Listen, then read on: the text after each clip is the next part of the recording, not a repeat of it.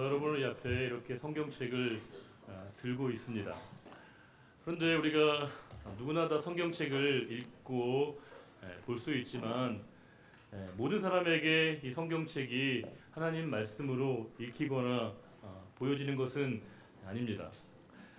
우리 언제나 성경에 있는 내용들을 우리가 오디오로 또 우리 귀로 들을 수 있는 건 분명하지만 우리가 언제나 하나님의 음성을 우리가 들을 수 있는 것은 아닙니다. 우리가 흔히 그런 성경의 표현을 자주 인용합니다.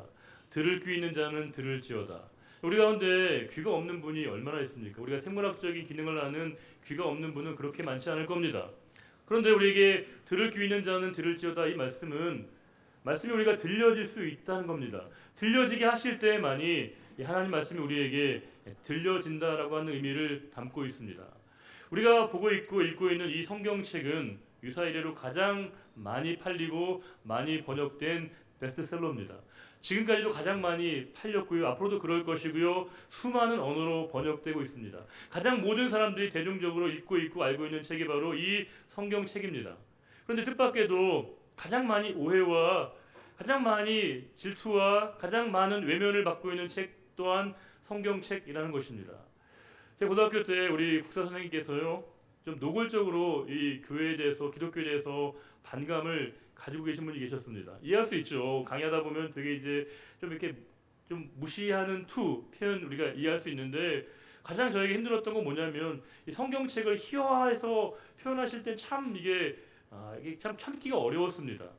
또 제가 뭔 얘기를 한 것도 아닙니다. 선생님이시니까 제가 그냥 묵묵히 참고 있었는데, 지금까지도 그 마음이 잊혀지지 않는 걸 보게 되면 굉장히 저에게 굉장히 그것이 충격으로, 상처로, 또 억울함으로 남아 있었던 것 같습니다. 그런데 우리가 이 하나님의 말씀이, 성경이 외면을 당하고 무시를 당하는 것은 하나님을 모르는 사람들에게만 국한되는 게 아닙니다. 역설적으로 하나님을 너무나 잘 알고 있고 믿고 있다는 우리들에 의해서 하나님의 말씀이, 성경이 무시를 당하고 괄시와 외면을 당하는 일들이 종종 있다는 겁니다. 예전에 우리가 주일에 교회 예배에 갈 때 나름대로 우리가 준비해야 될 것이었습니다. 그 당시에 꼭 두 권의 책을 준비를 해야 됐거든요. 한 권은 성경책이고 한 권은 찬송가였습니다. 지금은 다 합본으로 되어 있지만 예전에는 이 두 권의 성경책과 찬송가를 들고 가야 마치 교회에 당연히 가는 그런 모습이었습니다. 그리고 언제나 그렇게 성경 찬송가를 들고 가신 분이 계시면 저분은 교회 가시는구나, 그렇게 이해를 했습니다. 근데 지금은 저희가 너무 편하게 어느 교회나 가나 스크린으로 우리가 말씀이 비춰지기 때문에 우리가 구태여 이 성경책을 들고 다녀야 될 필요성조차 느끼지 못하는 분들이 너무나 많아졌다는 겁니다.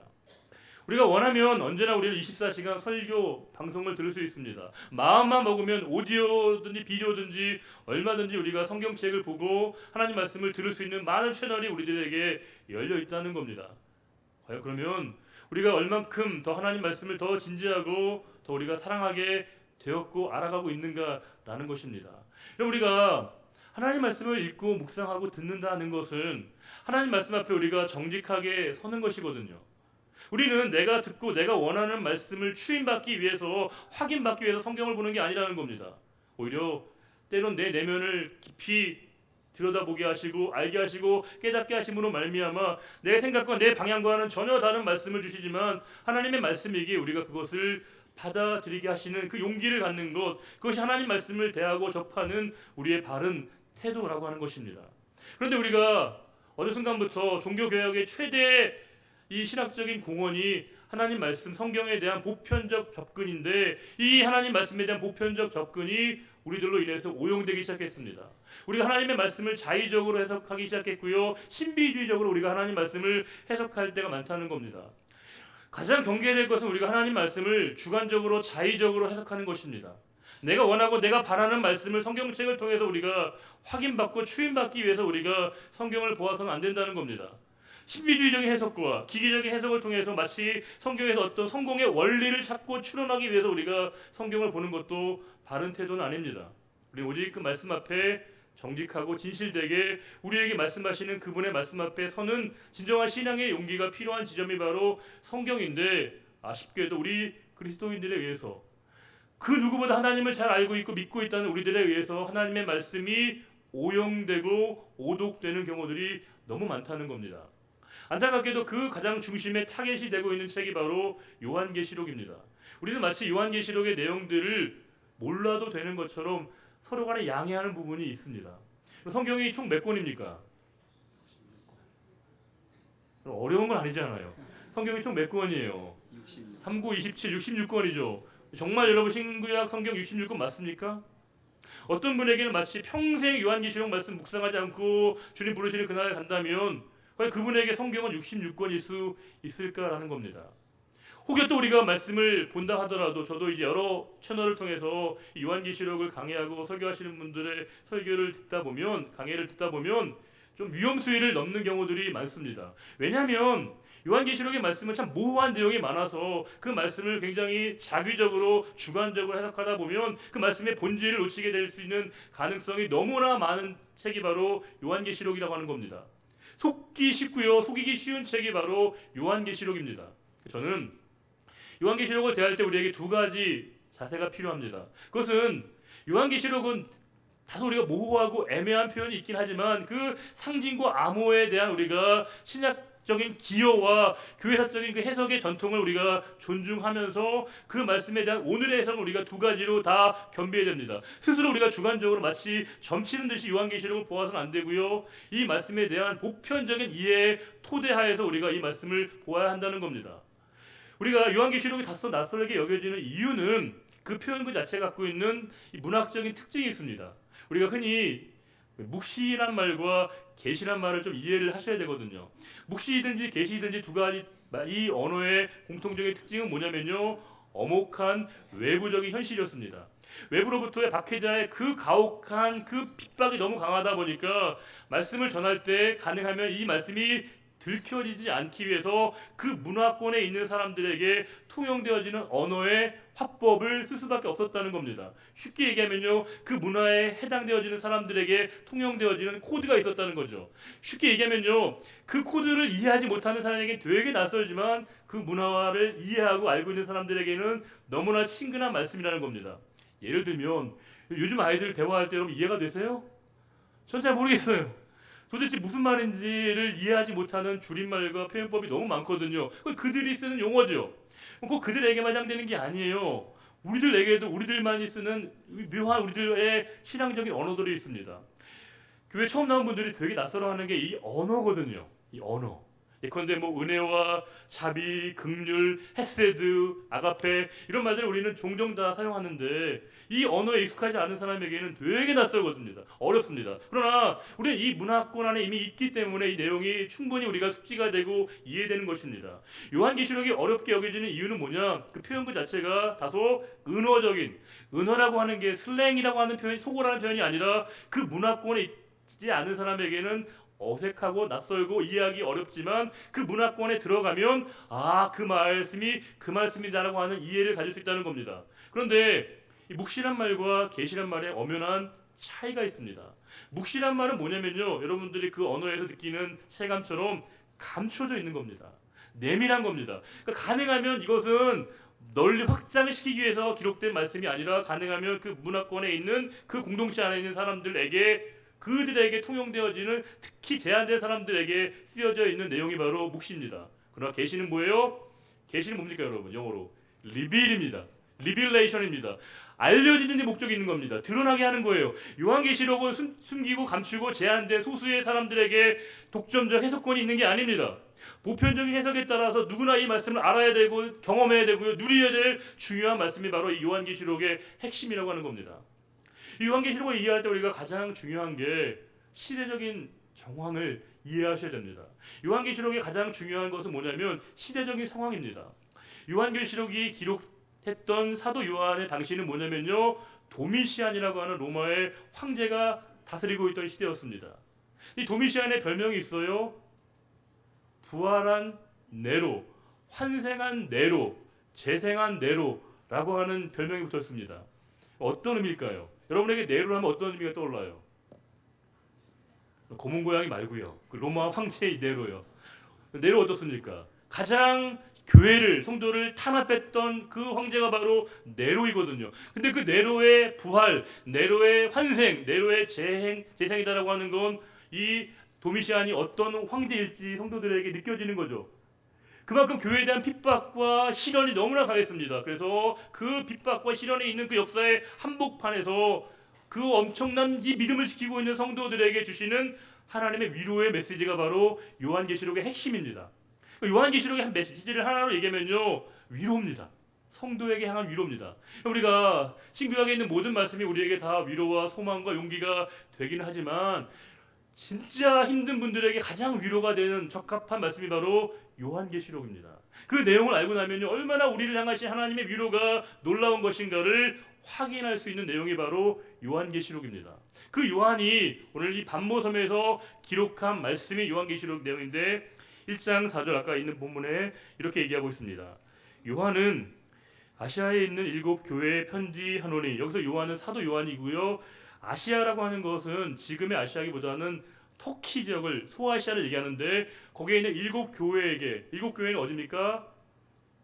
에베소, 서머나, 버가모, 두아디라, 사데, 빌라델비아, 라오디게아, 이 소아시아 지역에 있는 7 교회를 지칭하는 것이지만 성경에서 숫자의 의미가 좀 중요하거든요. 이 7이라고 하는 숫자를 우리가 완전한 수, 완전수라고 얘기합니다. 그래서 여기서 7 교회는 이 소아시아 지역에 있는 7 교회에게만 국한된 게 아니라 당시에 있었던 모든 교회, 오고 오는 모든 세대의 교회들에게 주시는 말씀이기에 이 말씀은 바로 우리들에게 동일하게 적용되고 읽어져야 될 말씀이라고 하는 겁니다. 그 요한이 뭐라고 하냐면 이 아시아에 있는 7 교회에게 편지하노니, 그 다음 부분이 너무너무 중요합니다. 이제도 계시고 전에도 계셨고 장차 오실 이 언더라인을 쳐야 될 부분입니다. 왜냐? 이 표현은 당시에 로마 황제 예배, 황제 숭배의 중심 가운데서 이 로마에서는, 그레코 로만 세계에서는 여러 신을 섬겼는데 그 모든 신 중에 최고의 신이 제우스입니다.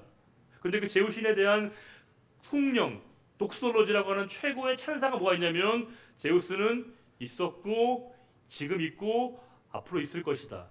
제우스에 대한 최대의 찬사입니다. 제우스는 과거에도 있었고 지금도 현재에도 존재하고 앞으로도 있을 것이다 라고 하는 게 이 그레코 로만 사회에서 제우스에 대한 최고의 칭송이었습니다. 그런데 오늘 말씀은 묘하게 다릅니다. 묘하게 다릅니다. 기독교 신앙은 예수 그리스도께서, 하나님께서 과거에 있었고 지금도 계시고 앞으로도 계실 것이라고 하는 사실에만 국한하지 않습니다. 중요한 게 뭐예요? 그는 이제도 계시고 전에도 계시고 장차 오시는 분이라고 얘기하고 있습니다. 여기에 바로 기독교 신앙의 핵심과 본질이 있습니다. 기독교 신앙은요, 예수 그리스도께서 우리에게 찾아오시는 겁니다. 우리가 하나님께로 먼저 나아간 게 아니에요. 우리가 먼저 그분을 찾고 구한 게 아닙니다. 그분에게 우리가 먼저 다가간 게 아닙니다. 놀랍게도 주님이 우리를 먼저 찾아와 주셨습니다. 기독교 신앙은 하나님이 우리를 찾아와 주셨음을 깨닫는 겁니다. 우리에게 장차 다가오시고 찾아오실 그분을 대망하고 기다리는 것, 그것이 바로 우리 기독교 신앙의 본질인데, 바로 이 제우스와 다르게 우리 하나님께서는 앞으로도 계시고 영원히 계실 분이시지만 언제나 우리에게 찾아오시고 다가오시는 분으로 고백하고 있다는 겁니다. 그러면서 뒤에 이런 부분 있죠. 그의 보좌 앞에 있는 7 영, 7 나오면 또 우리가 주의를 기울여야겠죠. 뭐예요? 7분의 영이 아니라 여기서는 완전하신 영, 누구실까요? 성령님이시죠. 우리가 삼위일체에 대한 많은 이해를 갖고 있지만 명백하고 아주 분명하게 삼위일체가 드러나는 부분은 성경에 그렇게 많지 않아요. 그런데 이 요한계시록은요, 삼위일체 하나님을 아주 명확하게 드러내고 있습니다. 보좌에 계신 성부 하나님, 어린 양이신 예수 그리스도, 7 완전한 영이신 성령님이, 성부, 성자, 성령 하나님을 동일하게 말씀하고 있다는 겁니다. 그러면서 이제 5절에 이렇게 얘기하고 있습니다. 5절만 읽어볼까요? 또 충성된 증인으로 죽은 자들 가운데에서 먼저 나시고 땅의 임금들의 머리가 되신 예수 그리스도로 말미암아 은혜와 평강이 너희에게 있기를 원하노라. 여기까지요. 여기서 예수 그리스도를 3가지로 표현하고 있습니다. 하나는 뭐예요? 충성된 증인이시다. 또 2번째는 뭐예요? 죽은 자들 가운데서 먼저 나셨다. 3번째는 뭐예요? 땅의 임금들의 머리가 되신 예수 그리스도. 여기 첫 번째로 충성된 증인, 중요하죠. 왜냐? 신구약 전체를 통틀어서 예수 그리스도를 증인으로 묘사한 유일한 부분입니다. 예수 그리스도를 증인으로 유일하게 표현하고 있는 부분이 바로 이 말씀이라는 겁니다. 왜 그럴까요? 우리가 증인이라는 단어는 마르티스라는 단어잖아요. 이 헬라어 마르티스 단어는 그 뒤에 어떤 언어의 어원이 됐습니다. 이 단어가 뭐냐? 영어의 마터입니다. 마터는 뭐예요? 순교자입니다. 순교자의 어원이 바로 이 증인이에요. 증인은 법정에서 목격자가 아닙니다. 내가 그 정도가 차원이 아니라는 거예요. 내가 보고 듣고 알았던 내용을 진술하는 게 아니라 순교자처럼 우리가 복음의 증인된다는 건 목숨을 담보하는 겁니다. 생명을 거는 것이죠. 주님의 길을 동참하겠다라고 하는 게 바로 이 증인입니다. 세상은 자기를 버리지 말라고 합니다. 끝까지 자기 입장과 자기 주장을 관철하도록 요청합니다. 그러나 기독교 신앙은 역설적으로 나를 버리라고 얘기합니다. 고린도전서 15장 31절 보시게 되면 바울이 그런 표현한 적이 있습니다. 나는 날마다 죽노라고 얘기했습니다. 자기가 날마다 죽는다는 거예요. 우리가 끊임없이 자기 자신의 입장과 주장과 견해를 끝까지 포기하지 말라고 세상은 우리에게 자기 이익과 자기 유익을 내놓지 말라고 얘기하는데 성경 우리에게 역설적으로 내가 죽어져야 된다라고 말씀한다는 겁니다. 우리가 알고 있는 바울은 처음부터 그 바울이 아니었습니다. 날마다 자기 자신을 처복종시키는 이 과정을 통해서 날마다 죽어지고 새로운 생명이 거듭나는 이 과정을 통해서 비로소 우리가 알고 있는 그 바울이 된 겁니다. 요한복음 12장 24절에 그런 표현이 있습니다. 하나님의 밀이 땅에 떨어져 죽지 아니하면 하나에 그대로 있지만 죽으면 뭐예요? 많은 열매를 맺느니라. 죽으라는 걸 말라는 거예요. 죽으라는 거. 죽을 때만 우리에게 영매를 생명을 맺을 수 있다고 말씀하고 있다는 겁니다. 대단히 세상의 진리와 세상의 가치와는 역설되고 반대가 되는 거죠. 우리는 뭐예요? 내 눈에 흙이 들어와도 내 입장을 포기할 수 없다고. 난 한 번 아니면 영원히 아니라고. 이게 우리의 생각이거든요. 그런데 성경은 우리들에게 끊임없이 죽어질 때 그곳에서 하나님의 역사가 시작된다고 말씀하고 있습니다. 왜요? 우리 주님이 먼저 충성된 증인으로 본을 보여주셨다는 겁니다. 우리에게 먼저 당신께서 충성된 친히 증인의 삶을 보여주심으로 말미암아 우리 역시도 그 길에 동참해야 될 것을 말씀하고 있습니다. 그런데 그 주님이 또한 죽은 자들 가운데에서 부활하신 분으로 나타나시고 계시고요. 또 우리들에게 땅의 임금의 머리가 되신 왕의 왕이신 주님을 찬양하는 부분이 있고요. 뒤 5절 뒤에 부분에 이런 부분이 있습니다.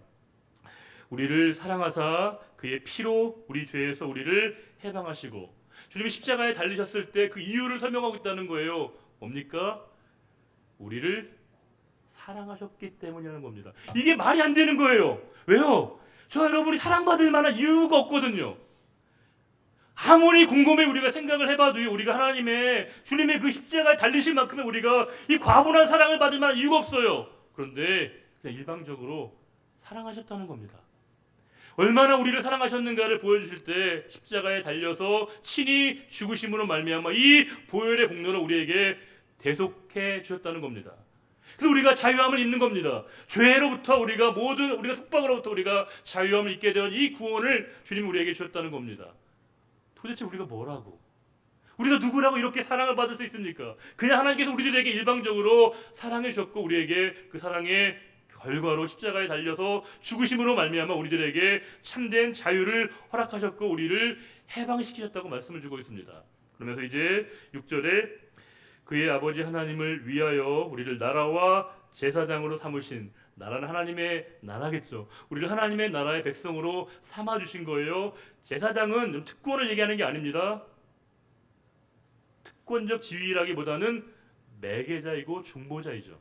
주님께서 우리에게 제사장의 역할을 감당하신 것처럼 우리가 세상에서 그렇게 제사장의 역할을 감당하도록 우리를 부르셨다고 말씀을 주고 있습니다. 그 주님이 7절에 이렇게 오신다는 겁니다. 우리 7절 읽어볼까요? 볼지어다 그가 구름을 타고 오시리라. 각 사람의 눈이 그를 보겠고 그를 찌른 자들도 볼 것이요 땅에 있는 모든 족속이 그로 말미암아 애곡하리니 그러하리라. 아멘. 마지막에 그러하리라 아멘은요, 아멘 아멘 이중적인 아멘이에요. 여기서 주님이 구름을 타고 오신다는 겁니다. 이것은 다니엘서 7장 13절 말씀 인자의 구름을 타고 오심에 대한 강림입니다. 놀라운 건 누구나 다 주님이 구름 타고 오시는 걸 볼 수 있다는 거예요. 주님이 구름을 타고 어떻게 오시느냐를 구체적으로 말씀하시지는 않으셨지만 주님의 이 재림의 순간을 인지하지 못하는 사람은 아무도 없다는 겁니다. 주님이 다시 오신다는 거죠. 놀라운 건 그를 찌른 자들도 볼 것이요, 예수님을 직접적으로 박해했던 그들에게만이 아니라 예수 그리스도를 미워하고 증오하고 핍박했듯이 그렇게 성도들, 교회를 핍박했던 그들에게도 그 일들이 보여지게 된다는 겁니다. 그들에게 심판의 날인 것이죠. 그러면서 이렇게 얘기한다는 겁니다. 모든 족속이 그로 말미암아 애곡하리라. 왜 애곡을 할까요? 왜 통곡을 할까요? 왜 그들이 주님이 오시는 그날 그들이 왜 애곡하고 통곡할까요? 끝이거든요. 돌이킬 수 없다는 겁니다. 저는 장례식에 수없이 많이 참석하면서, 장례식은 그야말로 여러분 가장 우리가 비에 찬 순간이 아니겠습니까? 말 그대로 우리가 다시 그 날을 돌이킬 수 없거든요. 인생의 되돌이표가 원래 없지만 그 장례식은 더 이상 우리가 인생에서 할 수 있는 일이 아무것도 없음을 인정하는 바로 그 순간입니다. 우리가 많은 사람들이 그러기에 그때 애곡하고 통곡합니다. 비탄과 좌절과 절망에 빠집니다. 그런데 우리는 그 순간에 이 죽음의 자리에서 생명을 경험합니다. 그 죽음의 자리에서 영원하신 하나님의 세계로 이어짐을 우리가 경험하게 된다는 겁니다. 죽음이 우리를 영원한 좌절과 절망에 빠뜨리는 게 아니라 영원하신 하나님의 나라로 이어지게 만든다는 것이죠. 그러하게 우리가 주님이 오실 때 모든 이들이 다 애곡하고 통곡하며 주님을 믿지 못하고 주님을 핍박했던 많은 사람들이 그렇게 좌절하고 절망할 때 우리는 그 날들을 기대하고 갈망하며 고대하면서 그 날들을 바라는 것, 그것이 바로 성도라는 겁니다. 그럼 마지막에 이렇게 말씀하고 있습니다. 8절에 주 하나님이 이르시되 나는 알파와 오메가라, 이제도 있고 전에도 있었고 장차 올 자요 전능한 자라 하시더라. 여기서 주님이 말씀하시기를 나는 알파와 오메가다, 이렇게 말씀을 주십니다. 알파 오메가란 말은 뭘까요? 알파 오메가는 이 헬라어 그리스어의 알파벳의 첫 글자가 바로 알파고요, 맨 마지막 글자가 오메가. 우리가 영어로 얘기하면 뭘까요? A에서 뭐 G, Z이겠죠. 우리말로 얘기하면 기역부터 히읗 이런 정도인데 우리가 전통적으로 이 알파 오메가를 그렇게 이해했습니다. 아, 그렇군요. 처음이자 마지막, 모든 시간의 주관자가 하나님이시다. 물론 맞습니다. 그런데 저는 이 말씀을 묵상하면서 단순하게 이것이 시간의 주인이실 뿐만이 아니라 우리 모든 것을 관장하시고 주관하시는 분이 바로 하나님이심을 우리들에게 말씀하고 있다는 것을 깨닫습니다. 단순하게 우리의 또한 일정한 시간의 영역뿐만이 아니라 내 존재의 모든 것을 마지막까지 책임지시는 분이 누구이시냐? 하나님이시라는 겁니다. 혹시 수상한 그녀라는 영화 보신 적 있어요? 안 보신 분은 뭐 일부러 찾아보실 건 없고요. 그냥 이렇게 가볍게 볼 수 있는 영화입니다. 근데 그냥 이 영화를 보시게 되면요, 어떤 할머니가 나와요. 이 할머니가 이제 되게 젊은 나이에 청산 과부가 되신 거죠. 그리고 이제 되게 힘들고 어렵게 정말 갖은 고생을 다 해서 이제 그 아들을 이제 교수로 만들고 그럽니다. 정말 얼마나 행복하겠습니까? 이제 근데 약간 무시를 받는 거예요. 아들도 며느리도 애들도 이 할머니를 다 이렇게 주목하지 않으니까 늘 섭섭하고 약간 좀 억울함과 분노의 마음을 찾고 계신데 어느 날 이제 그 이상한, 영화니까 그렇겠죠. 또 특별한 사진관에서 그 사진을 찍고 난 다음에 이 할머님이 예전에 그 젊은 몸을, 어떤 그런 젊은 여인의 몸을 갖게 되는 거예요. 그러면서 이제 좌충우돌 얘기가 막 진행되는데 그냥 재밌는 장면이 계속 이어지고 막 깔깔대고 웃는데 묘하게도 마지막 부분에 가면요, 이게 눈물샘을 자아내는 부분이 있습니다. 이게 뭐냐면 그 영화에 보면 맨 마지막에 그 손자가 사고를 당해서 수혈을 받아야 되는데 이 할머니만이 수혈을 할 수 있는 거예요. 근데 문제는 이 젊어진 할머니가 수혈을 하면 피가 바뀌면요 다시 예전에 그 몸으로 바뀌는 거예요. 얼마나 고민이 되겠습니까? 근데 그 아들이 그걸 알고 난 다음에 엄마 그냥 가시라고, 그냥 그 시장에서 떨어진 배추잎 집어드시지 마시고 그 냄새나는 생선 팔지 마시고 어머니 가시라고 이렇게 얘기합니다. 그때 이제 그 엄마가 한마디를 던져요. 뭐라고 하냐면 나는 다시 태어나도 이 길을 가련다. 다시 태어나도 나는 이 삶을 선택하겠다라고 얘기합니다. 와, 울컥해집니다. 그런데 딱 한마디 더 거듭니다. 뭐라고 얘기하냐면 나는 네 엄마니까. 나는 네 엄마니까라는 겁니다. 이 밖에는 뭘 더 설명할 수 있겠습니까? 엄마니까 그럴 수 있다는 거예요. 우리가 엄마라는 사실을, 부모라는 사실이 본인이 자식에 대한 어떤 기득권과 자신의 특권을 주장하기 위해서 쓴 게 아니죠. 이때 엄마라고 하는 건 뭐겠어요? 내가 내 삶을 책임져 주겠다. 끝까지 내가 너를 돌보겠다라고 하는 의지의 표현 아니겠습니까? 하나님이 알파와 오메가라고 하는 표현은 당신의 권위와 당신의 권세를 우리가 인정해 달라는 표현만이 아니죠. 내가 너를 끝까지 책임지겠다. 내가 너를 버리지 않겠다. 세상 누가 모두가 다 등을 돌려도 나는 언제나 너와 함께 하겠다라고 하는 하나님의 의지의 표현인 겁니다. 우리를 끝까지 책임지시겠다라고 하시는 주님의 약속의 말씀입니다. 너무 감격스럽죠. 저는 제가 물론 우리 교회 담임 목사로 부임을 했는데 저는 뭐 제가 일부러 담임 목사라는 말을 쓰지도 않고 별로 뭐 목사면 다 똑같은 거지 뭐 담임 목사라는 게 뭐 특별한 게 있겠습니까? 그런데 제가 가끔씩 특정한 상황이 되면 제가 스스로 담임 목사라고 스스로 생각을 하고 그렇게 얘기를 할 때가 있습니다. 그건 뭐냐면 제가 어떤 권한과 권리를 주장할 때 그 말을 쓰지는 않습니다. 그 상황을 보니까 제가 이때 책임을 더 많이 져야 되는 것이구나. 교회를 위해서 제가 거룩한 부담을 져야 되는구나 라고 생각할 때 저는 이 담임 목사로 저의 직분의 부르심을 응답하려고 한다는 겁니다. 더 많이 기도해야 되고 더 많이 하나님께 무릎 꿇고 더 많이 하나님께 의지해야 될 그 순간이 찾아올 때 저는 저는 담임 목사이기에 그 사명을 감당해야 되는구나 라고 생각한다는 겁니다. 왜냐하면 당신이 알파 오메가로서 무한대에 저를 책임져 주시겠다고 약속하신 주님의 말씀에 대한 그 감격스러움에 대한 저의 최소한의 마음의 표현이라는 겁니다. 1, 2부 때도 목사님들에게 말씀을 드렸는데 한국교회 목회자분들이 도매급으로 욕을 먹고 있습니다. 정말 뭐 인터넷에 도배를 당하고 있고요. 온갖 무시와 폄훼를 당하고 있습니다. 사실 죄송하지만 저희는 그 정도는 아닌데 막 무시를 당하니까 좀 억울한 면이 없지 않아 있습니다. 그럼에도 불구하고 우리 성지교회 목회자로 불론받으셨다고 하는 것은 끝까지 우리가 복음을 끝까지 사수하며 끝까지 우리가 진리의 길에 서 있도록 하나님이 우리를 이 자리에 불러주셨다라고 하는 겁니다.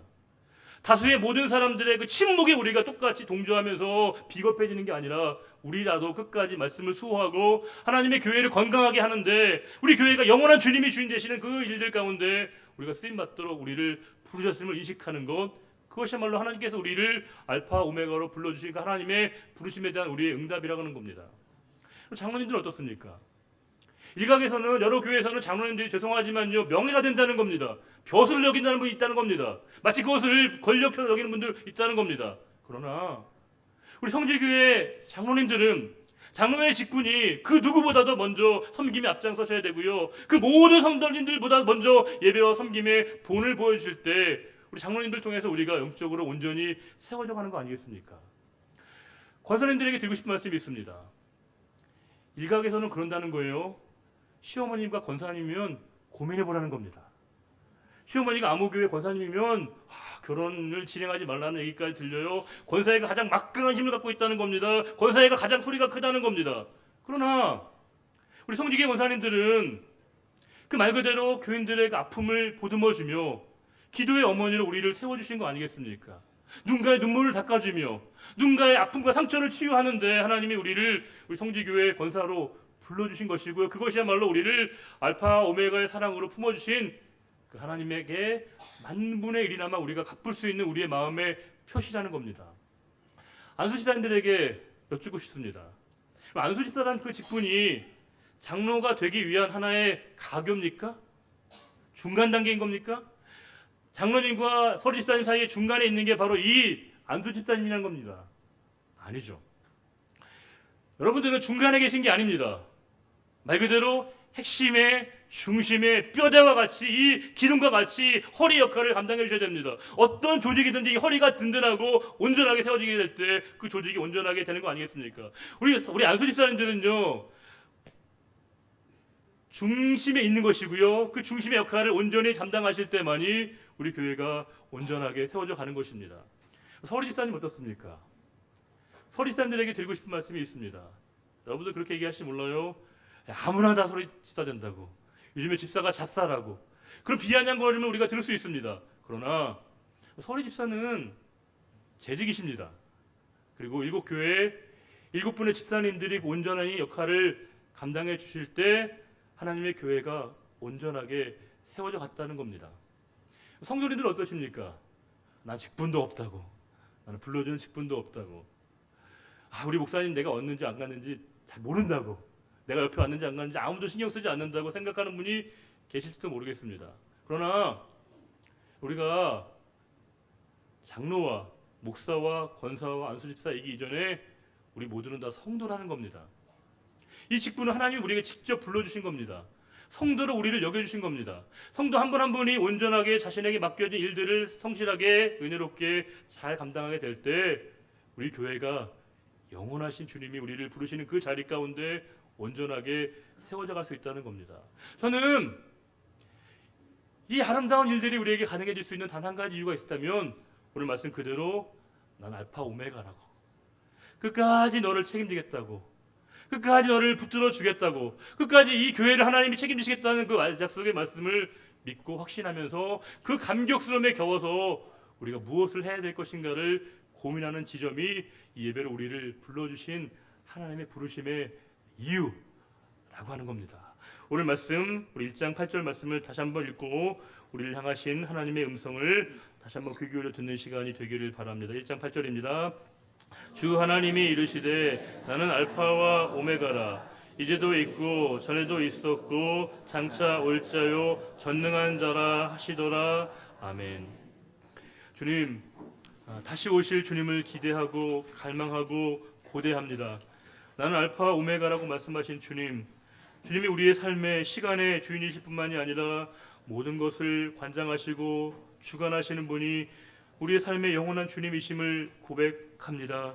주님이 우리를 끝까지 책임지시고 인도하시고 보호하시고 우리 교회를 영원히 지켜주신다고 약속해 주셨사오니 우리 모두가 우리에게 부르심의 그 자리에서 우리에게 맡겨진 책임을 다하며 성실하게 맡겨진 본분을 이행할 수 있게 도와주옵소서. 우리는 여전히 우리 자아가 본성이 죽어지기를 싫어합니다. 우리 입장과 우리의 견해와 우리의 생각을 포기하기를 싫어할 때가 있습니다. 그러나 주님이 우리에게 충성된 증인으로 실제로 죽음을 통해서 우리에게 진정한 생명의 길을 열어주신 것처럼, 사도 바울이 고백했던 것처럼 나는 날마다 죽노라, 그의 죽음이 영원한 생명으로 구원의 길로 인도받은 것처럼 우리 모두가 다 주님과 함께 죽고 주님과 함께 사는 우리들 모두가 되기를 원합니다. 주여, 저희들을 긍휼히 여겨주시고 온전한 주님의 사랑으로 날마다 나아갈 수 있는 저희들 모두가 되기를 바라오며 주님 오시는 그날까지 이 믿음의 싸움을 넉넉히 걸어갈 수 있는 우리 모두가 되기를 바라오며 언제나 우리와 늘 함께 하시는 우리 주님 예수 그리스도의 이름으로 감사하며 기도드리옵나이다. 아멘. 다 같이 일어나셔서 우리 패송하겠습니다.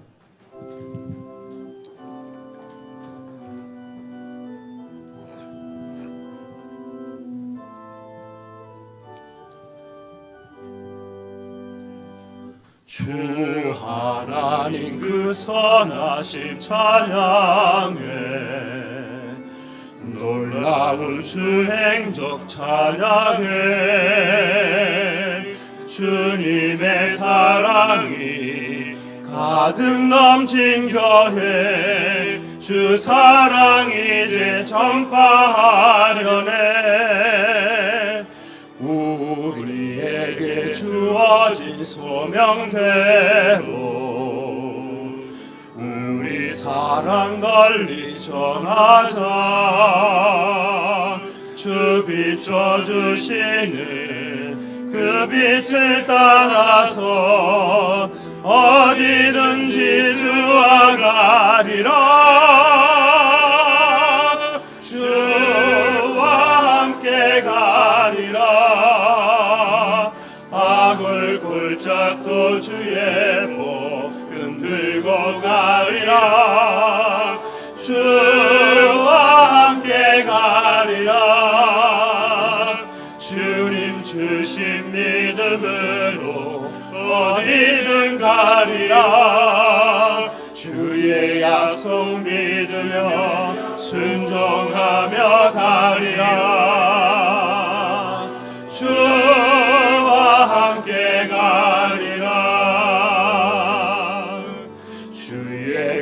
흘린 피로 사신 교회 주의 성령 가득 넘치네 주 찬양 소리가 울려 퍼지는 곳 주의 영광 울려 퍼지네 지금 주신 주의 소명대로 순종하며 따라가리라 주의 성령 우리를 늘 동행하시네 어디든지 동행하시네 주와 함께 가리라 아굴 골잡고 주의 복음 들고 가리라 주와 함께 가리라 주님 주신 믿음으로 어디든 가리라 주의 약속 믿으며 순종하며 가리라 주와 함께 가리라 주와 함께 가리라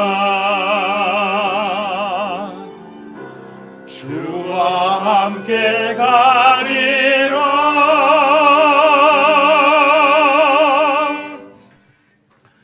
여호와는 내게 복을 주시고 너를 지키시기를 원하며 여호와는 그의 얼굴을 내게 비추사 은혜 베푸시기를 원하며 여호와는 그 얼굴을 내게로 향하여 드사 평강 주시기를 원하노라. 이제는 우리 주 예수 그리스도의 은혜와 하나님 아버지의 갚을 길 없는 그 크신 사랑의 주심과 성령의 내주 인도 교통 충만케 하심이 오직 우리의 삶의 자리 가운데 알파 오메가 되신 주님만을 붙들고 주님과 동행하는 삶을 살기로 다짐하는 우리의 거룩한 결단과 그 믿음의 고백 위에 이제로부터 영원히 함께하여 주시기를 간절히 축원하옵나이다. 아멘.